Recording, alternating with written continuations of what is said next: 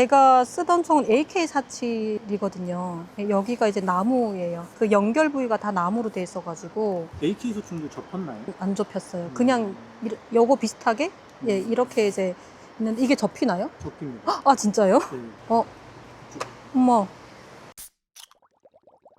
네, 안녕하세요. 양강도 삼지연에서 온 최서량입니다. 반갑습니다. 저는 이제 해군이었잖아요. 7년 동안 통신병으로 있다가 전역했습니다.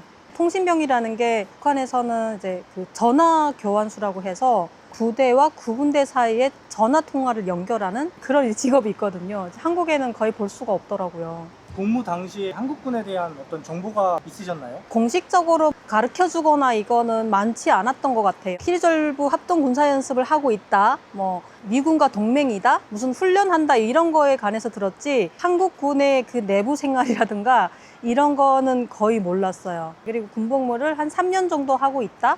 네, 요 정도? 그 영평도 포격 사건 때 정신교육을 받은 적이 있었거든요. 근데 그 정신교육을 받으면서 영상 자료를 보여줘요. 북한에서 포의 위력을 그 적들이 이제 그 두려워한다. 예, 막 이런 내용으로 편집본이죠. 그런 걸 막 보여주면서 미군하고 국군이 군복이 살짝 다르더라고요. 색깔이 살짝 다른데 그 전투화나 이런 것들이 보이잖아요. 근데 왜 저렇게 키가 건장하고 크지? 이런 생각만 했던 것 같아요. 아, 군복도 좀 좋아 보인다 이런 생각도 하고, 근데 시설이 왜 이렇게 좋은 거지? 그 영평도 사무소가 나와요. 동사무소. 거기에서 그 민간인들이 막 이렇게 탈출해서 대피하는 장면도 나오거든요. 대부분 다 콘크리트더라고요. 포알이 이렇게 떨어져가지고 그 폭격한 자리가 철근? 예, 이런 것들이 막 보이고 요만큼만 구멍이 딱 이렇게 나와 있는 모습이 보이는 거예요. 거기서 이제 하는 얘기보다는 막 다른 상상을 좀 했던 것 같아요. 아, 이렇게 콘크리트도 되게 좋아 보인다. 예, 시설이 다 좋아 보인다. 옷들도 막 자유롭게 입은 것 같다. 막 이런 생각들. 네. 어떻게 보면 이게 교육 자료로 활용하는 건데 좀 저 같은 사람한테는 역효과가 나는 거죠. 이제 그런 걸 보면서 그 포의 위력을 보는 게 아니고 그 사람들이 실질적인 그 생활을 조금씩 볼 수 있는 그런 기회인 거죠. 제가 군복무 할 때 당시 오바마 대통령이 그 집권을 할 때 그 당시거든요. 계속 책으로만 보고 그리고 사상교육으로만 통해서 듣잖아요.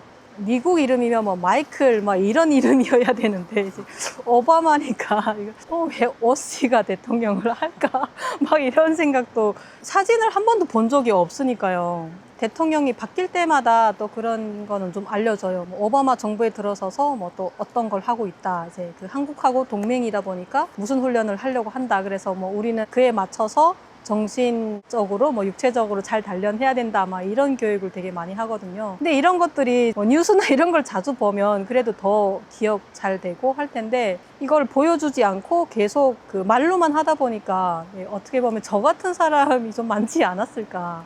북한 여군들은 어떤 훈련을 받나요? 그 보직마다 다 다른데요. 저희는 이제 통신병이다 보니까 보통은 이제 아침에 정치사상 교육을 제일 먼저 해요. 그래서 한 2시간 정도 기본적으로 하고 그 다음에 뭐 이제 행정훈련 같은 거, 포병은 포병훈련, 그리고 저희는 교환수잖아요. 그래서 교환수는 교환수 훈련, 뭐 전술훈련도 하고 이제 다양한 훈련을 하는데요. 1기 훈련이랑 2기 훈련이 조금씩 달라요. 이제 1기 훈련은 동기훈련, 그리고 2기 훈련은 하기훈련. 그래서 1기 때는 대부분 전술훈련이나 통신병 훈련이나 이런 것들이 주가 된다면 그 여름에 하는 하기훈련은 수영훈련을 집중적으로 한다라고 보시면 될 것 같습니다. 그리고 여름에는 작업 일과가 거의 반 이상 힘들었던 훈련이 꽤 많은데요. 그 중에서 화생방 훈련이라고 혹시 들어보셨나요? 그 화생방 훈련이 정말 힘들었던 것 같아요.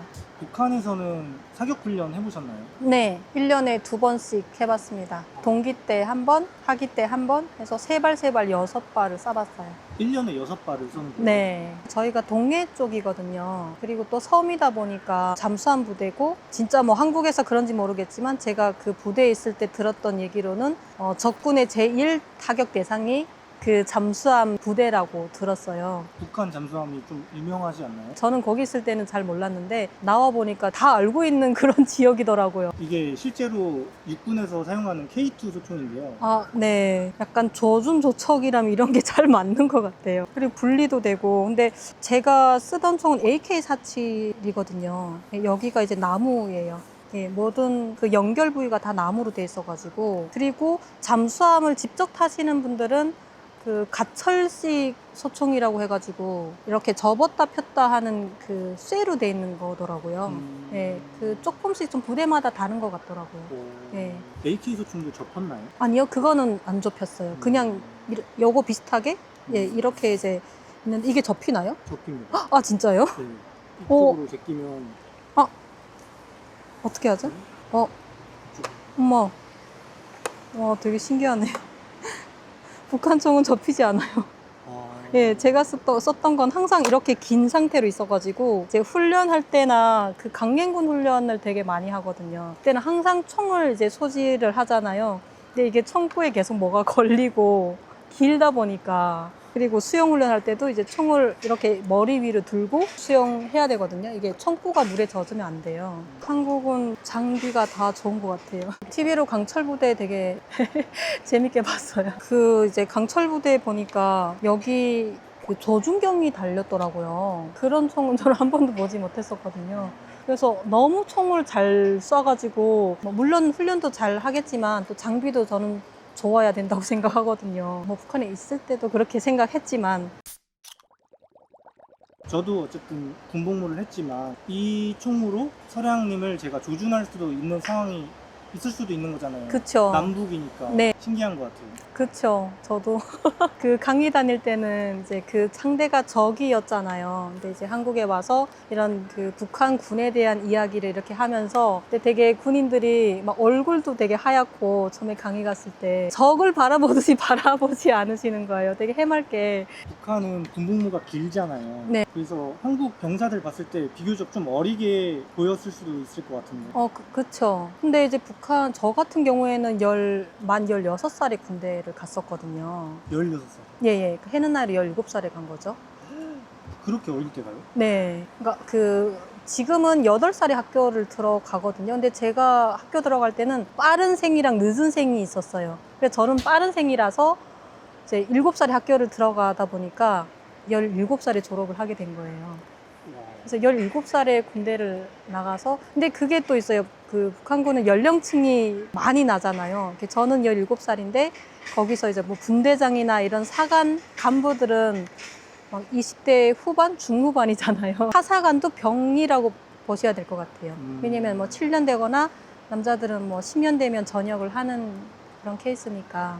전역을 앞둔 사람들하고는 나이 차이가 거의. 그렇죠. 뭐 할아버지 군번이라고 저는 여기서는 들었어요. 뭐 아버지 군번, 할아버지 군번 뭐 이렇게 있다고 들었는데, 그렇게 따지면은 그게 상상이 안 가는 군번인 거죠. 막 8년, 7년 막 이렇게 차이 나니까. 근데 한국에서 장병님들을 보셨을 때는 대부분 다 비슷한 연령대라는 느낌을 많이 받았던 것 같아요.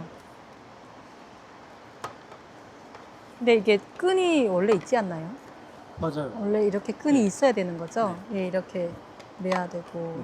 맞아요. 한국 군인들은 이제 사격을 하게 되면 100발 이상 쏘니까 네. 몇십 발, 몇백 발 쏘니까 북한에서는 어쨌든 1년에 6발 쏘신 거잖아요. 이제 총알이 거기서는 뭐 모든 보급품이 다 그렇겠지만 경제력의 차이가 거기에서 확연히 나는 것 같아요. 다르게 또 생각해보면 저희가 실탄은 제가 많이 쏴보지 못했지만 조준훈련이라고 해서 매일 하는 훈련이 있거든요. 거의 1시간씩 했던 것 같아요. 그 조준 훈련을 계속 하다 보니까 실제 그 사격 훈련을 할 때 이제 뭐 총알이 물 먹으러 간다라는 얘기도 가끔 하시잖아요. 근데 저는 한 번도 물 먹으러 간 총알이 없었어요. 예, 이제 딱 뭐 중간을 명중을 하는 경우는 많진 않았지만 그래도 다 목표판을 맞췄었거든요. 그리고 한국에 와서 그 게임장 많잖아요. 예, 사격 게임장. 근데 진짜 총은 아니고 이렇게 그 동네에 이제 가끔 하나씩 있는 게임장이 있었어요. 근데 거기 가서 한국 친구들이랑 가가지고, 근데 제가 다 맞춰가지고 인형을 받았어요. 아, 진짜요? 예, 그래가지고 그 친구들이 너무 놀라는 거예요. 왜 이렇게 사격 잘하냐고. 그래서 나는 그냥 한 건데 왜 이렇게 내가 잘하지? 그러니까 훈련을 그만큼 오래 하다 보니까 이게 조준 훈련이긴 하지만 실제 탄화를 쏜 건 아니지만 그게 효과가 있다라는 거를 어떻게 보면은 보여주는. 느낌이 좀 다르신가요? 예, 비슷한 것 같아요. 예, 그 총 여기 이제 지탱하는 곳이랑 조금 비슷한 것 같아요. 자세가 나오시는데요. 아, 네.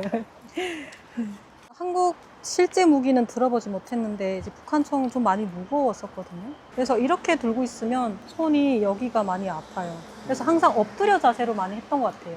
북한 군인들은 장비는 열악한데 정신력이나 체력 같은 거는 우리가 만만하게 볼 상대는 아니다라고. 그쵸. 정신교육도 이제 매일 2시간씩 받으면 사실 빨간색도 파란색이라고 하면 그렇게 보일 정도로 교육을 받는다고 저는 생각을 하거든요. 그러다 보니까 그런 생각이 우러나요. 아, 이제 장군님을 위해서 전시에는 이제 몸이 총알이 돼서 싸워야 되겠다. 이런 생각이 들었었어요. 군대에 있을 때는. 예, 그 장군님을 지키는 게 곧 이제 나라를 지키는 거다. 예, 약간 이런 생각으로 항상 임했던 것 같아요. 근데 좀 두려움도 있었어요. 이제 그 한국 그런 이제 영상 같은 것도 보고 교육 자료도 보고 또 저희는 통신병이다 보니까 지도 같은 것도 저는 봤었거든요. 근데 한국에는 도로가 진짜 많더라고요. 고속도로. 그때 당시 북한에는 고속도로가 2개밖에 없었거든요. 남포 평양 고속도로랑 그리고 또 어디 고속도로 이렇게 2개밖에 없었어요. 근데 그런 걸 보면서 거기에서 또 경제력을 엿볼 수 있잖아요. 또 이런 그 면으로 봤을 때 전쟁이 일어나면 과연 이런 재래식 무기로 이길 수 있을까? 막 이런 생각도 되게 많이 했었던 것 같아요. 전 겁도 나고 항상 상대가 이제 만만하다고 생각하면 전 절대 안 된다고 생각하거든요. 상대가 어떤 준비가 되어 있는지 그런 것들 징후를 잘 파악하고 또 거기에 맞춰서 준비하는 게 저는 최선이라고 생각해요. 그래서 그런 것들이 지금의 또 평화를 만든다고 저는 생각을 하거든요. 북한은 김씨 일가를 지키는 군대라고 하면 네, 한국은 가족을 지키고 우리 나라를 지키려고 하는 거잖아요. 그렇죠. 그런 부분에서 차이를 느끼셨나요? 그럼요. 이제 북한은 어떻게 보면은 일개 약간 개인의 군대라고 해야 되나? 김부자의 군대라는 이제 한국에 와서 느낀 거죠. 그런 정신교육을 받았던 것들, 예, 그런 것들이 어떻게 보면 김부자를 위해서 했던 거구나, 이렇게 이제 생각을 했었고, 이제 한국에 와서 보니까 국방의 의무를 다 한다는 그 자체가 이제 나라를 지키는 게 내 가족과 친구들과 그런 이제 소중한 사람들을 지키는 거잖아요. 그런 면에서 이제 많이 다르다고 생각했어요. 그래서 아마도 정신력으로 따진다면 가족이 내 뒤에 서 있다라고 생각하는 것과 내 뒤에 수령이 서 있다. 예. 이런 것과 좀 차이가 있지 않을까. 예. 아무래도 수령보다는 내 가족이 우선이지 않을까. 예. 이런 생각도 들었습니다. 북한에서 남군과 여군의 차이가 그 생활하면서 아무래도 여자랑 남자랑은 조금 패턴이 좀 달라서 이제 일가 생활에서는 조금 차이가 있었거든요. 아침에 이제 일어나서 세수 및 정돈하는 시간이 있는데 그 시간에 조금 여자들은 시간을 좀 더 주거나 정리하는 시간에도 조금 여자들은 그거는 일가에는 따로 표시된 건 없어요. 예, 근데 부대장이 알아서 예, 조금 이제 2분, 뭐 3분, 예, 5분 이렇게 또 기분에 따라서 달라져요. 근데 기분이 안 좋잖아요. 그러면 똑같이 시켜요. 남자들이랑.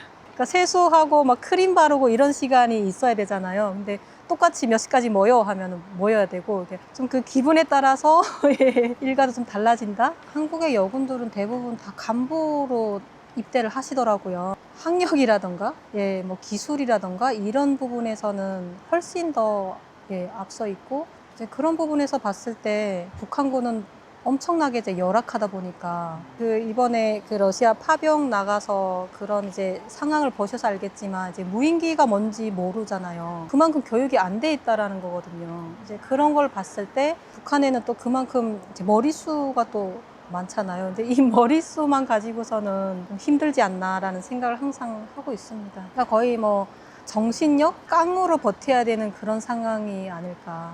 세대마다 좀 차이가 있는 것 같아요. 북한군이 제가 있을 때까지만 해도 정신력이 그 군에 있는 만큼은 그래도 저를 봤을 때는 그래도 죽더라도 싸워야 되겠다. 싸우지 않으면 다 식민지가 된다라는 이런 생각을 항상 가지고 있었는데 지금은 워낙에 비디오나 이런 거를 많이 접하고 군대에 가잖아요. 이제 젊은 MZ층이라고 해야 되나요? 그런 사람들이 군대에 나가서 이제 꼭 이 나라를 지켜야 될 필요성을 느낄까? 이제 한국에 먹히더라도 더 잘 먹고 잘 사는 그런 게 더 시급하지 않을까? 전 가끔씩 그런 생각도 해요.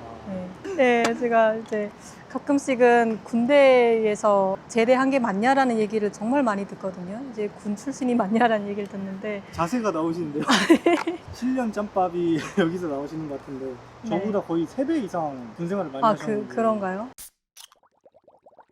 오늘 또 이제 북한 군에 관련돼서 뭐 이러저러한 얘기를 많이 했잖아요. 근데 이러한 얘기를 할 수 있는 지금 이 순간도 우리 국군 장병 여러분께서 나라를 잘 지켜주시기 때문에 가능하다라고 생각하거든요. 그래서 늘 고맙게 생각하고요. 네, 감사합니다. 앞으로 계획이 있으신가요? 유튜브를 할 계획이 있습니다. 채널 이름을 이제 정했고요. 그리고 북한에 관련된 모든 이야기를 할 예정입니다. 네, 많이 놀러와 주시면 감사하겠습니다.